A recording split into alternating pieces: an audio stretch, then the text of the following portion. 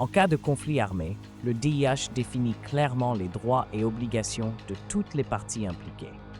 établissant un cadre solide pour coordonner les efforts d'aide. Cependant, lors de catastrophes naturelles ou d'origine humaine, où les autorités nationales prennent la responsabilité de la gestion de l'assistance, la situation est souvent moins précise. Contrairement au DIH, le cadre juridique pour la réponse aux catastrophes varie considérablement d'un pays à l'autre, ce qui représente un défi pour les organisations internationales cherchant à intervenir rapidement. Face à ces défis, la Fédération internationale des sociétés de la Croix-Rouge et du Croissant-Rouge a mis en place le programme Lois, règles et principes internationaux relatifs aux catastrophes, IDRL, pour renforcer la préparation juridique en cas de catastrophe. Le cadre IDRL ne vise pas à créer de nouvelles lois, mais à rationaliser et identifier les instruments juridiques, normes et conventions existants, les rendant plus cohérents et largement reconnus. Le programme IDRL aborde des questions essentielles telles que la facilitation de l'entrée et de la sortie des biens et équipements de secours, la simplification des procédures douanières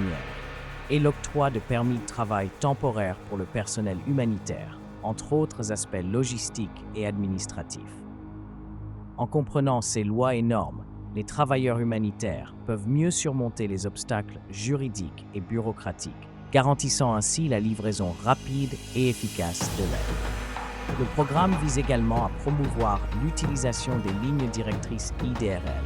et à soutenir les sociétés nationales de la Croix-Rouge et du Croissant-Rouge dans l'amélioration de leur préparation juridique face aux catastrophes naturelles.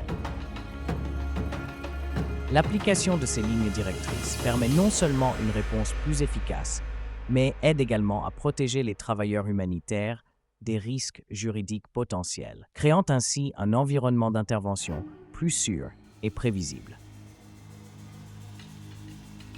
Avec ces connaissances, il est essentiel de développer des compétences pour négocier et coordonner stratégiquement avec les autorités nationales et internationales,